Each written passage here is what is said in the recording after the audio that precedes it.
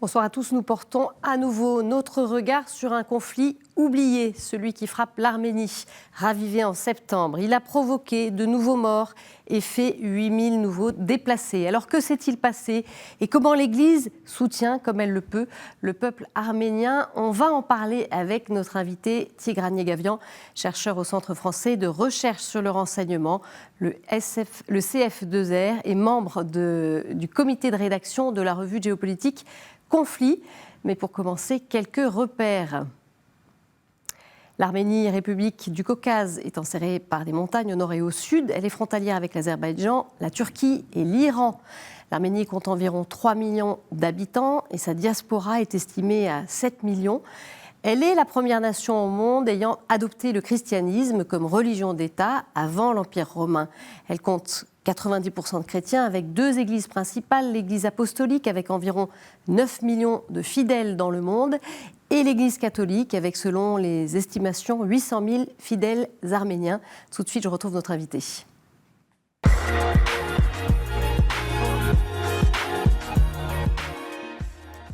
Tigran Yegavian, merci de nous retrouver à nouveau. Alors, vous avez publié plusieurs ouvrages sur l'Arménie, géopolitique de l'Arménie, qui est paru cette année. Et il y a également Au Karabakh, le livre noir, qui vient de sortir aux éditions Ellipse. C'est un ouvrage que vous avez co-dirigé avec Éric Denessé, qui est spécialiste du renseignement. Alors, ce livre rassemble la voix d'une trentaine de personnalités d'horizons divers qui expriment leur voix, qui s'élève face à cette guerre. Alors KTO, je le rappelle, nous on en a parlé régulièrement de ce qui se vit pour les Arméniens depuis 2020, avec la guerre déclenchée par l'Azerbaïdjan contre le Haut-Karabakh. Une guerre qui avait comme enjeu effectivement cette région du Haut-Karabakh. Aujourd'hui, il se passe de nouveaux événements depuis septembre. Dites-nous, qu'est-ce qui s'est passé ? Disons que le 13 septembre dernier, l'armée azerbaïdjanaise a lancé une très vaste offensive tout le long de la frontière avec l'Arménie. Et cette fois-ci, ce n'est plus le Haut-Karabakh qui est directement visé, mais le territoire souverain, internationalement reconnu de la République d'Arménie. L'Arménie est un pays extrêmement affaibli par le dernier conflit de 2020. Donc entre 2020 et 2022, l'armée arménienne n'a pas pu se remettre sur pied. Depuis 2 ans, elle essaie de négocier à la fois une normalisation avec la Turquie afin de desserrer l'étau azerbaïdjanais et de préparer un plan de paix avec l'Azerbaïdjanais. Mais l'Azerbaïdjan estime, n'est pas satisfaite du conflit de 2020. Elle estime qu'il faut en finir une fois pour toutes avec ce qui reste du Karabakh arménien, c'est-à-dire un petit territoire, un pot de chagrin, dans lequel vivent à peu près 100 000, 110 000 Arméniens. Et une force russe d'interposition de moins de 2000 hommes qui essaye de s'interposer entre les deux camps. Sauf que l'Azerbaïdjan, ce qu'elle veut, c'est écraser le Karabakh arménien, l'annexer une fois pour toutes, obtenir aussi un corridor extraterritorial au sud de l'Arménie. Quand vous voyez la carte, vous voyez qu'il y a une petite bande montagneuse de territoire arménien qui est un verrou stratégique puisqu'il empêche la jonction entre l'Azerbaïdjan d'une part et la Turquie de l'autre. Parce qu'il y a un petit territoire azéri qui est frontalier de la Turquie. Donc elle exige un corridor extraterritorial pour faire passer justement son armée, etc. Les Arméniens ne sont pas contre l'ouverture de voies de communication, mais ils veulent garder le contrôle de ce territoire parce que c'est frontalier avec l'Iran. Et l'Iran est un pays ami de l'Arménie, même s'il n'est pas chrétien, il n'a pas échappé, mais c'est une bouffée d'oxygène pour l'Arménie qui souffre de son enclavement. Donc la situation reste bloquée finalement. Donc elle est assez inextricable parce que l'Arménie souffre déjà d'un 2 poids 2 mesures par rapport au traitement du conflit ukrainien et l'alliance avec la Russie n'est pas fiable. La Russie est le suzerain de l'Arménie, elle n'est pas son allié, c'est pas la même chose. Sauf que les intérêts russes ne coïncident pas forcément avec les intérêts arméniens et la Russie n'est pas intervenue alors qu'elle est liée avec par un accord justement de défense avec l'Arménie. Elle n'est pas intervenue pour défendre l'Arménie. Parce qu'elle est trop occupée avec l'Ukraine. Déjà d'une part, mais aussi parce qu'elle ne veut pas s'aliéner l'Azerbaïdjan avec lequel elle a des intérêts géostratégiques majeurs. L'avant-veille de l'offensive, du déclenchement de l'offensive russe en Ukraine, Moscou et Bakou ont conclu un accord d'exportation du gaz russe qui transiterait par le territoire azerbaïdjanais, que les Azéris vont revendre estampillé gaz azéri aux Européens. Donc il y a une sorte de tartufferie de la part des Européens de penser qu'ils achètent du gaz azerbaïdjanais alors qu'en définitive, c'est en partie du gaz russe. Les Russes n'ont pas intérêt à rentrer en conflit direct avec les Turcs et les Azeris parce qu'ils sont aussi engagés dans une forme de coopération compétitive avec les Russes.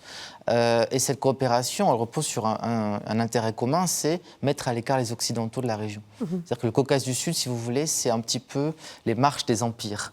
C'est là où les plaques tectoniques géopolitiques sont en collision. Et ça, est-ce qu'on en a conscience, l'Occident, de ces enjeux qui se passent pas si loin de nous et qui ont en fait des incidences au-delà de la région elle-même? On a vu pendant la guerre de 2020 plusieurs types de conflictualité. Une conflictualité entre Arméniens et Azéris et Turco-Azéris même, entre Russes et Turcs, mais aussi entre Iraniens et Israéliens. Puisque l'Iran est une menace pour Israël. Israël est un allié géostratégique de l'Azerbaïdjan et elle considère ce pays comme son arrière-cour contre l'Iran. Ce qui fait que l'Azerbaïdjan reçoit énormément aussi de drones, de matériel militaire israélien, afin d'une part de contrôler l'Iran, et puis comme Israël achète beaucoup de pétrole à l'Azerbaïdjan, c'est un accord tout à fait commercial, c'est un partenariat, si vous voulez, géostratégique. Et dans cette conjoncture, l'Arménie, elle est complètement abandonnée par l'Occident, qui se comporte un peu comme un fossoyeur. L'Occident qui est ami de l'Arménie, vous l'avez rappelé, première nation chrétienne, mais ni le Saint-Siège, ni la France, ni les États-Unis sont en mesure d'aider de façon efficace les Arméniens à se défendre. Parce que l'enjeu, ce n'est pas l'amitié maintenant, c'est aider l'Arménien à se défendre. Et la seule option, si vous voulez, c'est envoyer au moins des casques bleus ou une force d'interposition.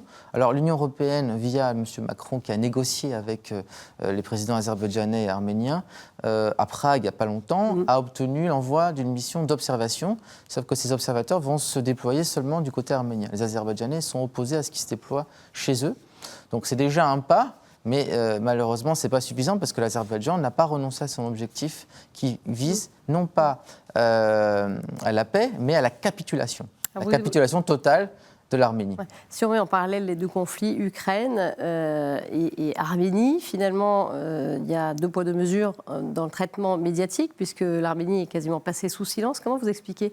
Alors, la première guerre, déjà, il faut quand même prendre en compte l'extraordinaire capacité des élites ukrainiennes à communiquer, parce que M. Zelensky est entouré d'un staff de communicants professionnels, et c'est une guerre de communication qui se joue. Et les Ukrainiens ont gagné cette guerre de communication. Les Arméniens sont de très piètres communicants, déjà, il faut le reconnaître.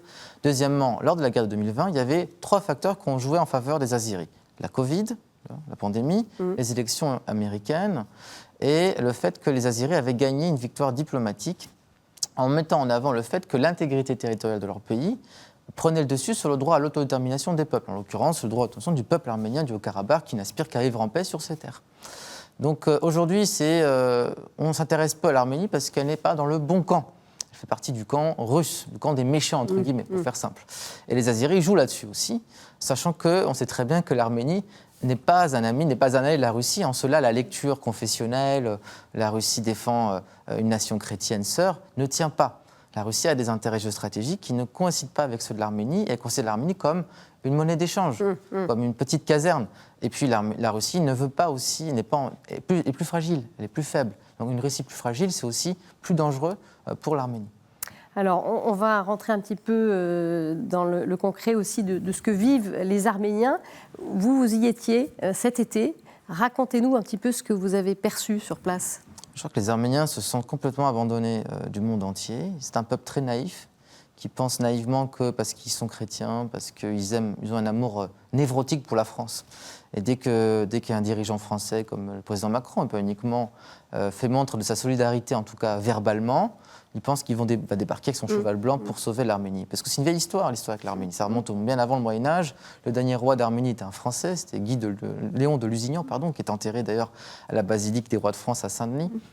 Ils se sentent abandonnés. Quand vous allez dans les campagnes, par exemple, vous ne voyez pas l'armée arménienne. C'est des villageois qui sont dans des zones extrêmement périlleuses, pas très loin en fait de la frontière, et qui font l'objet régulièrement de tirs de snipers ou d'enlèvements de bétail, d'incendies. Bref, la situation sécuritaire est intenable et ils se sentent vraiment abandonnés, non pas seulement des Russes et des Occidentaux, mais aussi du gouvernement arménien qui n'a pas les moyens de déployer une armée de conscrits, une armée de volontaires pour protéger cette frontière qui est, il faut le rappeler, difficilement défendable. Parce qu'on se retrouve en 2020 avec une nouvelle situation auquel l'armée arménienne n'était pas préparée. Ils ne s'attendaient pas à ce que la défaite soit aussi terrible. Et elle accuse, cette armée, une génération de retard. Alors, on parlait de la situation sécuritaire, on va aussi voir ce qu'il en est du côté humanitaire. On va écouter le témoignage de Louciné et Vayagen Essayan, originaires de Chouchi. Ils sont maintenant arrivés à Goumri depuis 2 ans. Leur situation reste précaire, comme on va l'entendre.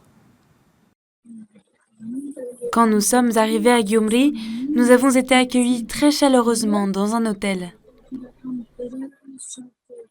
Nous pensions rester seulement quelques jours. Nous pensions que la guerre n'allait pas durer longtemps. Nous n'avons pris que quelques vêtements pour nous et les enfants, mais en aucun cas nous n'avons imaginé rester ici pour toujours.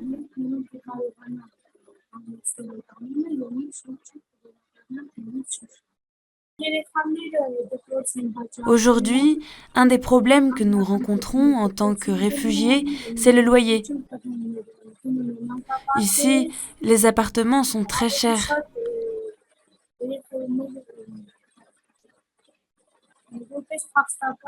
Et parfois, nous devons déménager assez souvent pour payer le moins cher possible.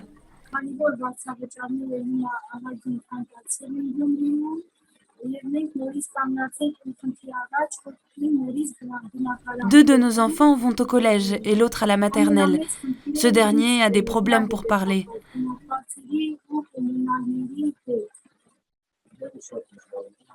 À Gyumri, l'hiver est très rude et c'est très difficile pour nous d'avoir du chauffage, parce que si nous faisons chauffer la maison, cela nous reviendra très cher.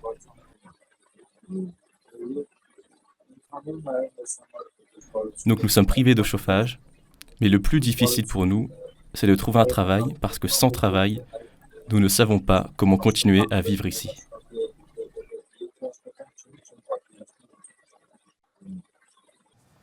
Voilà, je précise que ce couple est originaire de donc Chouchi, qu'on appelle désormais Choucha, puisqu'elle est passée sous contrôle azerbaïdjanais. C'était une ville très importante, centrale dans le Haut-Karabakh. Voilà, quand on écoute ce témoignage de ce couple, on se dit que la situation reste difficile. Qu'est-ce que vous pouvez nous dire sur les déplacés? On dit qu'il y en aurait 90 000, 100 000 qui sont venus, en tout cas à partir de 2020. Lors du déclenchement du conflit de 2020, on a évacué les femmes et les enfants. Donc le Karabakh s'est vidé de ses femmes et ses enfants. Et après le cessez-le-feu qui a été négocié par les Russes, la plupart de la population est retournée, est repartie. Voilà. Sauf donc il reste quelques dizaines de milliers encore d'Arméniens du Karabakh en Arménie et en Russie et à l'étranger. Et ceux qui sont au Karabakh sont un petit peu comme dans une cage entourée de fauves. Parce que la situation sécuritaire est très très compliquée puisqu'ils n'ont plus de profondeur stratégique, ils n'ont plus cette zone de sécurité qui était autour de l'enclave. Et puis les Azéris ont capturé des zones stratégiques, des hauteurs, qui leur permettent d'avoir un contrôle total sur la population. Et ce contrôle se manifeste par des coupures de gaz récurrentes, comme pendant l'hiver dernier, coupures d'Internet, coupures de courant, des tirs sur le bétail, des tirs sur les paysans pour les terroriser, les empêcher de travailler leurs terres. Bref, une pression continue qui est, même avec des haut-parleurs, on leur parle en arménien en disant que vous devez partir, sinon on va tuer vos enfants.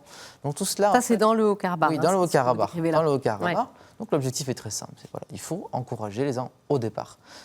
Alors que parallèlement, on assiste à un boom de reconstruction dans les villes restées sous contrôle arménien, comme la capitale, Stepanakert, puisque la perte de Chouchi a été vraiment un traumatisme. On parle quand même du foyer historique du Karabakh arménien. La cathédrale arménienne de Chouchi, Saint-Sauveur, a été défigurée.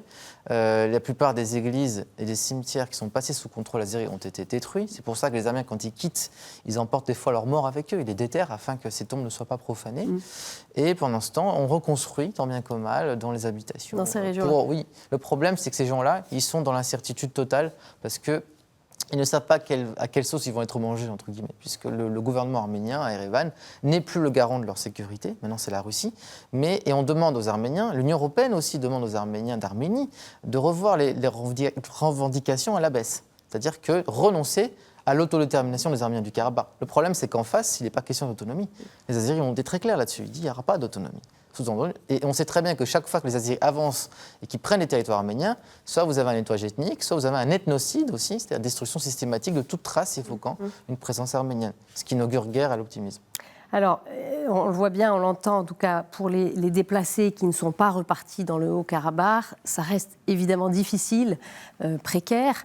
Qu'est-ce que fait l'Église? Est-ce qu'il y a des soutiens matériels du côté des structures d'Église? L'Église arménienne apostolique fait corps avec le peuple. C'est une Église nationale et effectivement, elle a un département social. Donc elle aide, distribution alimentaire, soutien psychologique, soutien spirituel. L'Arménie est un pays qui revient très loin aussi en termes de chrétienté, puisqu'elle sort de 70 ans de soviétisme agressif et l'Église essaie vraiment de renaître. Et il y a aussi, il faut saluer aussi, le travail du diocèse arménien de l'Artsakh, du Karabakh, qui est un diocèse martyrisé par la guerre, mais qui tient bon, qui se tient encore debout et qui fait un travail absolument remarquable dans des conditions précaires. Et je veux dire en catimini, parce que peu de gens se préoccupent de ce diocèse. Alors que ce sont des prêtres, la plupart sont des prêtres mariés, des prêtres qui ont une vie, qui ont participé certains au combat, et qui sont là pour dire au monde entier que si le monde ne reconnaît pas le Karabakh, parce qu'il n'est pas reconnu international, Dieu le reconnaît en tout cas. Alors, on va parler aussi, vous parliez de la question du patrimoine qui a été abîmé, détruit. On va parler de cette dimension religieuse dans le conflit ou de l'instrumentalisation en tout cas, puisque si le peuple arménien souffre dans sa chair, il souffre aussi concernant sa culture, son patrimoine, comme nous l'explique Alain Navassartian, historien et sociologue de l'art. Le fait religieux n'a pas été le moteur de l'antinomie à l'encontre des Arméniens. Aujourd'hui, par contre, les choses ont changé. Aliyev a tenté et a mis le fait religieux au sein j'oserais dire, de sa propagande nationaliste et de l'attaque contre les Arméniens. Comment? Tout simplement en montrant des photomontages de mosquées qui se trouvaient sur le territoire donc, arménien du Haut-Karabakh, de l'Artsakh, transformées en étables, transformées en porcheries, comme quoi ces mosquées auraient été détruites par les Arméniens. Et il a donc un discours là qui est directement pour son pays, mais également envers le monde musulman. Et ça n'a pas forcément si bien marché que ça. Ce soft power n'a pas bien fonctionné. Pourquoi? Parce que les pays arabes connaissent le rap, du moins l'élite culturelle et intellectuelle d'un grand nombre de pays arabes, connaissent les liens qui ont uni le monde musulman à l'Arménie. Pour les Arméniens, l'Église est un lieu essentiel, mais n'est pas un lieu simplement essentiel pour la prière, évidemment, mais de socialisation, de rencontre, d'éducation. L'Église a toujours un rôle essentiel dans l'histoire arménienne. Là, l'Azerbaïdjan utilise 3 faits, privation, prédation et déni, pour empêcher l'utilisation de ces monuments. Notamment, on détruira les églises, mais on va détruire les inscriptions, on va détruire les stèles, on va enlever tout ce qui pourrait montrer qu'il y a passage de cette population arménienne. Une réaction, Tigran Yegavian? Ce qui explique Alain Navassartian, c'est un ethnocide, c'est-à-dire un processus génocidaire qui se déroule en 3 temps. Le premier temps, c'est l'incitation à la haine. Or, on sait que depuis le début des années 2000, l'arménophobie, la haine des Arméniens, la déshumanisation des Arméniens est à l'œuvre dans les manuels scolaires azerbaïdjanais, et en réaction à la guerre des années 90, et que ce qui se passe aujourd'hui dans le Haut-Karabakh, dans les régions qui sont passées aux mains des Azéris, est le résultat de cette propagande haineuse. Et d'ailleurs, des rapports internationaux, l'Institut Lemkin de prévention des crimes de masse, des rapports de l'ONU, sont très clairs là-dessus. Je veux dire, il y a une incitation à la haine qui est en fait qu'on peut... qui n'est pas sans évoquer ce qui s'est passé au Rwanda, notamment, contre les Tutsis. Ce qu'on entend aussi, ce que dit Éric Tabarra, c'est que le monde musulman aussi, alors Azerbaïdjan et ailleurs, n'est pas forcément dupe de cette politique-là. Il y a une vieille histoire entre l'Arménie et l'islam qui remonte au Moyen-Âge. Le poumon de la diaspora historique, c'est la Syrie et le Liban. Les Arméniens n'oublient pas aussi que quand ils étaient déportés en 1915, exterminés par le pouvoir turc ottoman, jeune turc, qui en l'occurrence aussi a instrumentalisé l'islam, ils ont été aussi sauvés par milliers par les musulmans arabes des tribus de la Jaziré, la Mésopotamie, même le gardien des lieux saints de l'islam, le shérif Hussein, qui est l'arrière-grand-père de l'actuel souverain de Jordanie, avait été très clair là-dessus. Il faut sauver les Arméniens au nom de l'islam.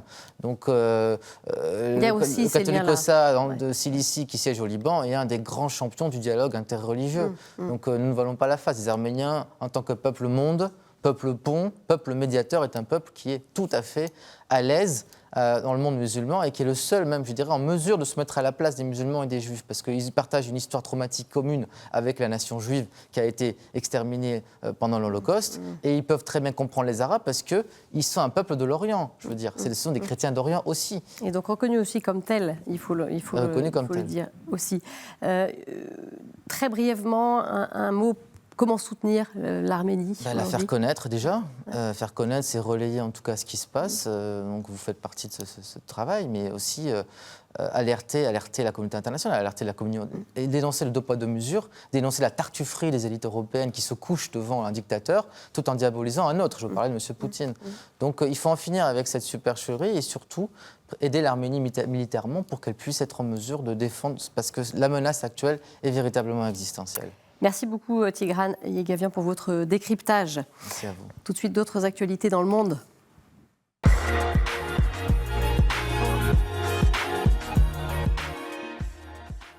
Au Nigeria, un nouveau prêtre a été enlevé. Le père Joseph Igweaou a été kidnappé le 12 octobre alors qu'il rentrait chez lui après avoir célébré une messe de funérailles, selon un communiqué de l'archidiocèse d'Onitsha, situé dans l'état d'Anambra, dans le sud du pays. En sollicitant les prières des fidèles pour la libération sans condition du prêtre, l'archevêché précise qu'il fait tout son possible pour obtenir sa libération. On le sait, le Nigeria connaît depuis plusieurs années un climat d'insécurité généralisé. Selon l'AED, au moins 18 prêtres ont été enlevés depuis le début de l'année. Au Liban, on a vu il y a quelques semaines ces images de braquage de banques de Libanais désespérés voulant récupérer leurs économies bloquées depuis le début de la crise économique en 2019. Monseigneur Édouard Daher, archevêque grec melkite de Tripoli, ville côtière du Nord et de passage ces jours-ci, il nous donne des nouvelles de son pays. Nous avons des grands problèmes au niveau de l'université et au niveau des hôpitaux. C'est quelqu'un qui est malade, il n'y a pas de médicaments et nous n'avons pas les moyens d'entrer à l'hôpital. Nous n'avons pas d'électricité, tout est cher au Liban. Les fuels, l'essence, nous n'avons pas les salaires, c'est en livres libanaises pour un employé qui gagne par mois $60, $80, $100, c'est rien.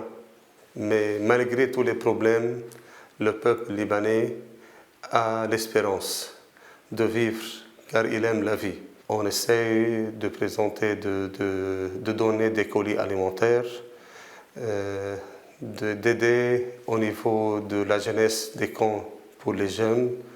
On essaie de résoudre, d'être à côté de nos paroissiens, d'être avec eux, mais on ne peut pas dire qu'on peut résoudre leurs problèmes.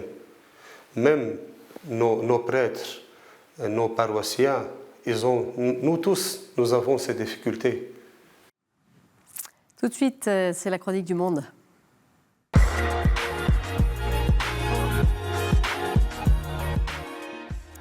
Avec un nouveau visage pour cette saison, il s'agit du père Tanteli Odilon Andriyama Manji Nirina, qui est responsable de la télévision catholique diocésaine à Tamatave. Bonjour à tous, je suis le père Tanteli Odilon de l'archidiocèse de Thomasne, Madagascar. Comme ma première intervention dans les chroniques du Monde, je vais vous parler du grand séminaire interdiocésain Saint-François de Sales à Thomasne, qui vient d'être inauguré le 2 octobre 2022 avec la présence de l'autorité de l'Église à Madagascar, du chef de l'État malgache et les 12 000 fidèles chrétiens qui ont assisté à cet événement. À titre d'information, l'Église de Madagascar compte en total 22 diocèses répartis en 5 régions ecclésiastiques, dont la dernière créée en date est la région ecclésiastique de l'Est, composée de l'archidiocèse de Thomasne, le diocèse de Muramanga, de Mbatonrazaka et celui de Fenerivo à Tsnanana.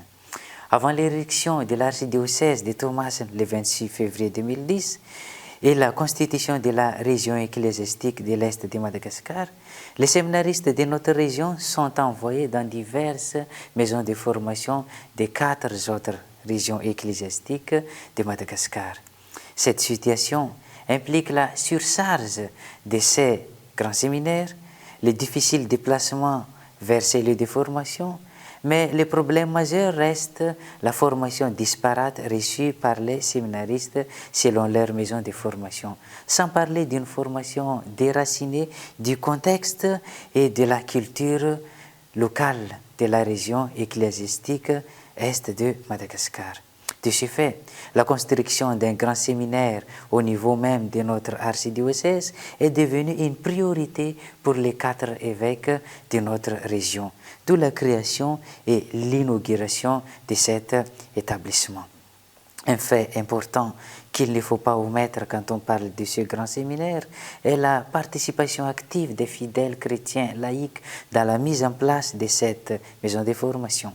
Nombreux ont répondu à l'appel dans diverses tâches préparatoires, entre autres les travaux de nettoyage, du jardinage, logistique, décoration, restauration, et sans oublier les aides financières ou matérielles qu'ils ont allouées au grand séminaire. Après cette cérémonie d'inauguration et de bénédiction, le grand séminaire va tout de suite ouvrir ses portes aux séminaristes pour entamer l'année académique 2022-2023. Il est à noter que ce centre de formation pourra accueillir jusqu'à 120 étudiants car nombreux sont les jeunes garçons qui veulent répondre à l'appel de Dieu dans la prêtrise. Voilà, c'est la fin de cette édition. Merci de l'avoir suivie. Vous pouvez la retrouver sur nos réseaux sociaux, sur notre site. Je vous souhaite une très bonne semaine. Je vous dis à jeudi prochain.